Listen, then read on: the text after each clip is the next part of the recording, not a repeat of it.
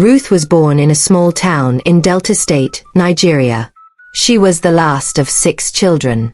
Her mother, Mama Sarah, sold groundnuts by the roadside, and her father was a carpenter. Life was not easy, but they managed.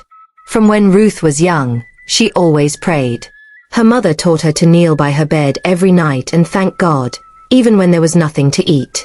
Ruth didn't understand everything, but she followed her mother's words. In school, Ruth was quiet. She didn't talk much, but her teachers liked her because she always listened and did her work. When she got to secondary school, she started to dream of becoming a nurse. She wanted to help sick people, especially children. Ruth got admission to a nursing school in Benin. It was far from home, but she was happy. That was where she met Daniel.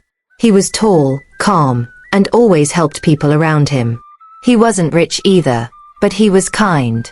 At first, Ruth didn't want to talk to him much. But one day, her hostel light blew, and she needed help fixing it. Daniel came with his small toolkit and helped her. After that day, they became friends.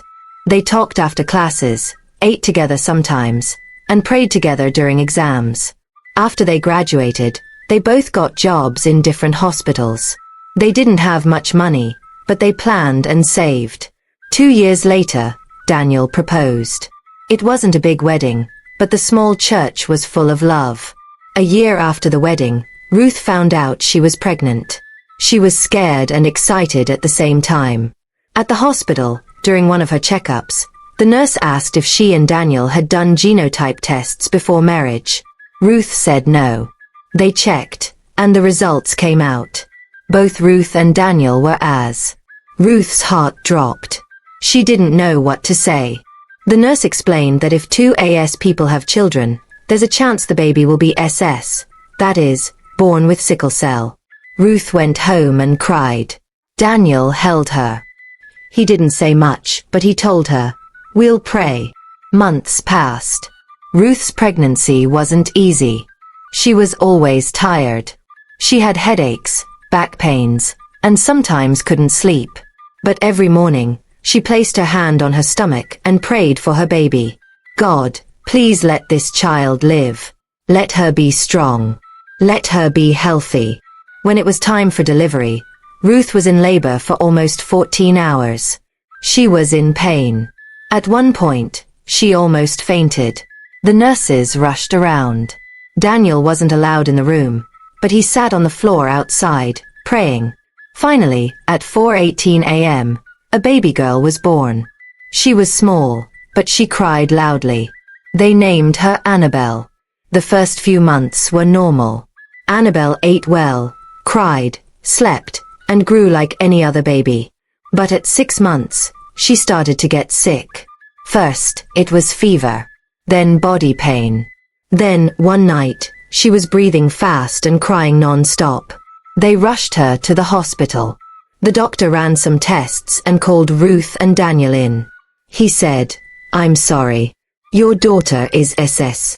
Ruth stared at him, her ears ringing. Daniel just sat down quietly, holding his head. Ruth wanted to scream. She wanted to ask God why. But instead, she went into the toilet, sat on the cold floor, and started praying. God, you gave me this child. You knew her blood before I did. I will not bury her. I will not cry over her grave. Do something, God. Please. From that day, Ruth made a new routine. She gave Annabel her medicine, kept her warm, and fed her healthy food. But every night, she laid her small hands on Annabel's chest and prayed. As Annabel grew, the crises continued. Some nights were filled with pain. Other nights were calm. Sometimes, she was admitted for days. But Ruth never stopped praying. And Annabel never stopped fighting. As Annabel grew older, she started going to nursery school. She was small and sometimes tired, but she loved to learn. Her teacher, Miss Anaya, noticed she was quiet and sometimes missed school when she was sick. Miss Anaya was kind and helped Annabel catch up whenever she returned. At home, Ruth and Daniel did everything to protect Annabel. They kept her away from too much sun or cold, made sure she drank plenty of water, and watched her closely for any signs of pain. But most importantly, they prayed.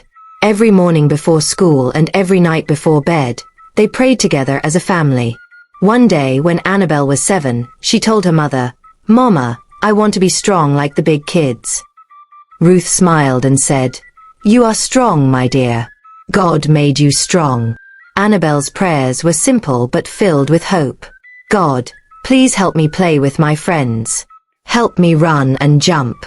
Sometimes she would whisper, "Please help me not to be sick."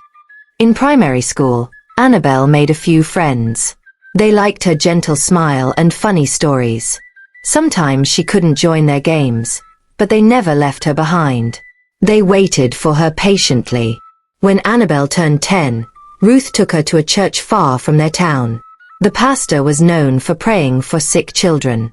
The church was full of people lifting their hands, singing, and asking God for healing. Ruth held Annabel's hand tightly as the pastor prayed over her. Everyone sang, and Annabel felt warmth spread inside her chest. She didn't know if she would get better, but she believed God was listening. The months after that visit were different. Annabel had fewer crises. She smiled more and even started joining her friends in games like skipping rope and running races. Slowly but surely. At school, her grades improved too. Ruth was proud but never forgot to thank God every day. One evening, as the family sat together, Daniel said, "Our prayers are working. Annabel is stronger because of her faith and ours." Ruth nodded.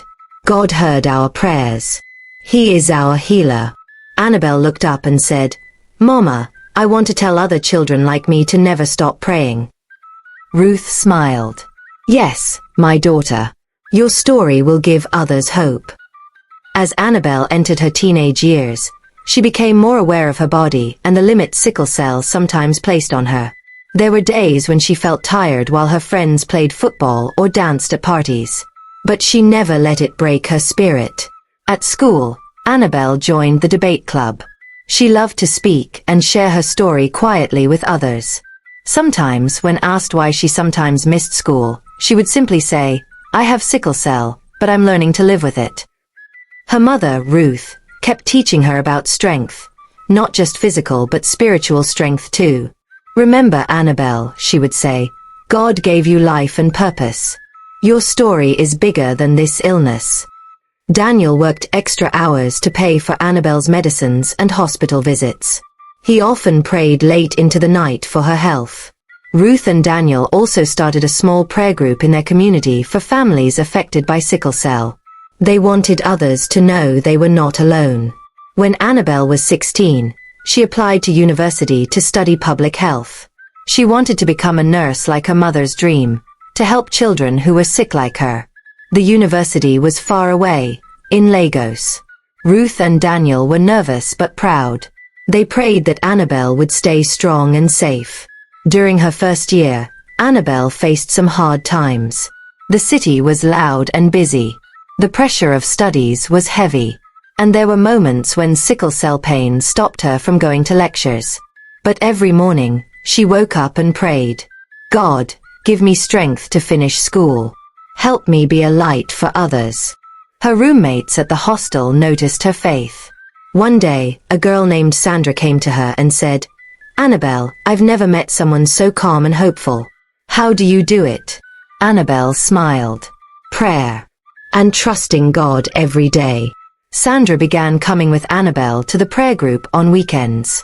Slowly, Annabel's story touched many students. 1 year into university, Annabel met a young man named Richard. Richard was studying medicine. He was kind, patient, and always willing to listen. He admired Annabel's strength and faith. Annabel told Richard about her battle with sickle cell. She explained how she prayed every day, asking God not to take away her illness, but to help her live strong and full of life despite it. Richard was amazed. "Many people think sickle cell will stop you," he said. "But you are proof it doesn't have to." Annabel said, "I believe God gave me this illness, but He also gave me the power to live beyond it." Through years of prayer, care, and medicine, Annabel's health improved. She still had sickle cell, but the pain and crises became fewer and less severe. Her doctors were surprised at how well she was doing. Annabel often shared her story, how prayer didn't change her blood type, but it changed her life. It gave her peace, strength, and hope. She said, "I still carry the sickle cell gene. It's part of me. But through prayer, I found healing inside my heart and body. I can live fully." Her faith inspired many. Families affected by sickle cell came to her for advice and comfort. Richard stood by her side, supporting her dream to become a nurse and help others with sickle cell. After graduation, Annabel started working as a nurse in a children's hospital. She chose to work in the sickle cell unit. Every day, she cared for children who were going through what she had once faced. The hospital was small but busy. Some days were hard, seeing children cry from pain, and parents sitting quietly in worry, but Annabel never gave up. She would gently hold the children's hands, speak softly to them, and sometimes pray with them if their parents allowed. She often said, "I know how this feels. I've been there. But you can still live. You can still laugh. You can still dream." Parents loved her. Some called her Nurse Hope. At home, Richard was her biggest support. They were not yet married, but he was always around, bringing her food when she worked late, helping her rest when she had pain, and praying with her before bedtime. One night, Annabel had a small crisis. Her back and chest were hurting badly. Richard rushed her to the hospital. As they waited in the emergency room, Annabel whispered, "I thought I was done with this pain." Richard held her hand and said, "You're not alone. You're never alone." That night, as she rested, Annabel prayed, "God, I know you've brought me this far. Please keep helping me." After a few days, she was back at work. The other nurses were surprised. "You're strong," they told her. She smiled and said, "It's not me. It's God." A year later, Richard proposed. He said, "I don't see your illness. I see your heart. I see your faith. And I want to walk through life with you." Annabel said yes, through tears and smiles. Their wedding was small and beautiful. Ruth and Daniel were so proud of their daughter. Before the wedding, Richard and Annabel went for counseling and genotype tests. Richard was AA, so the doctors said they could safely have children without risking sickle cell. That news brought so much joy to Ruth.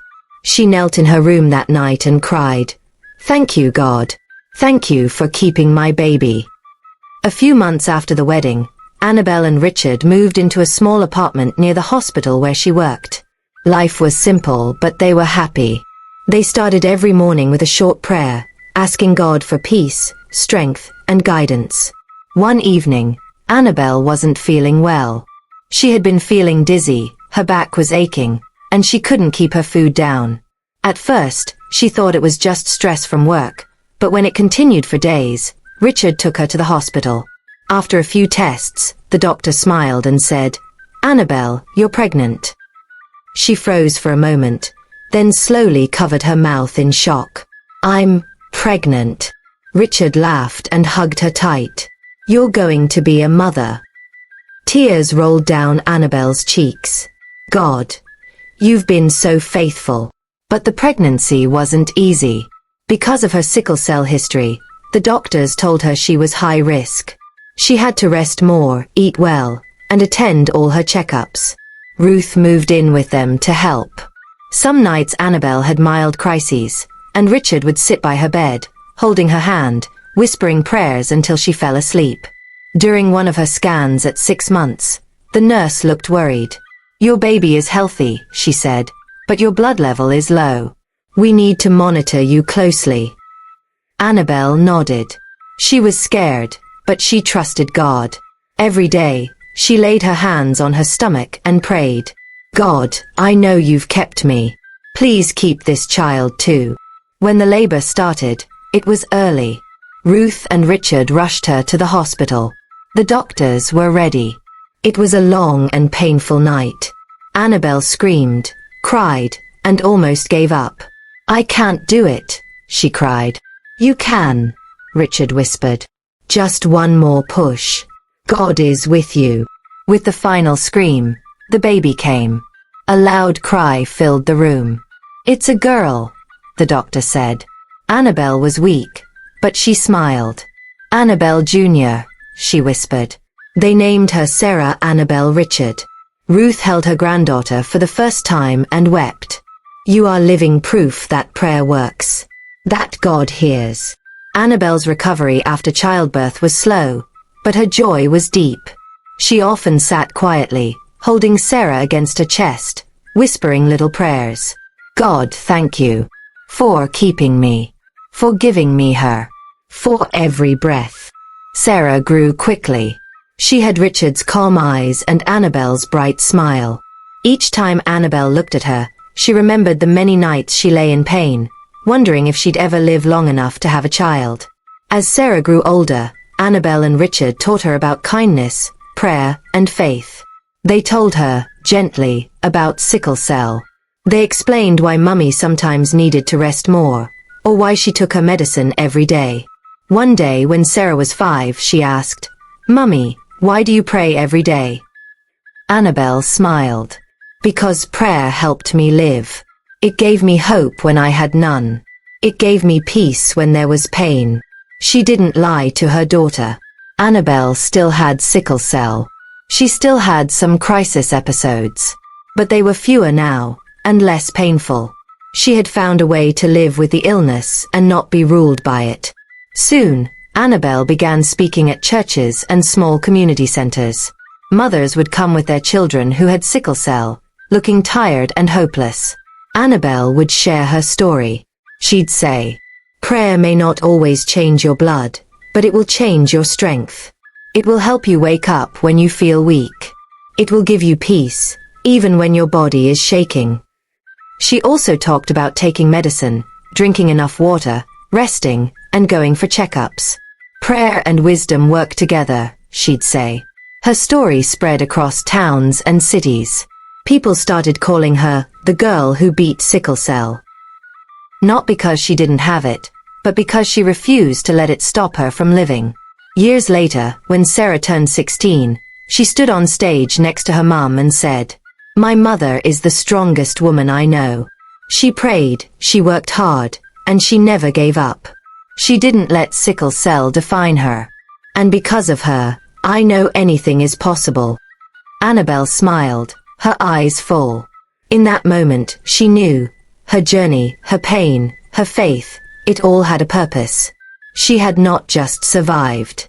She had lived. And through her story, others would live too. This story reminds us that no matter how hard life gets, there is always hope. Annabel's journey shows us that prayer, faith, love, and courage can carry us through even the darkest seasons. Sickle cell may not have disappeared, but through prayer and persistence, Annabel found peace, purpose, and joy. She didn't just survive, she became a light for others. Now it's your turn. What did you learn from this story? What touched your heart the most? Do you know someone living with sickle cell or facing a big challenge? Share your thoughts in the comments. Let's talk, let's learn, and let's grow together. Thank you so much for watching. If this story inspired you, please like this video. Subscribe for more powerful African stories. Comment your thoughts below. Share with someone who needs hope today. You never know who might need this message right now.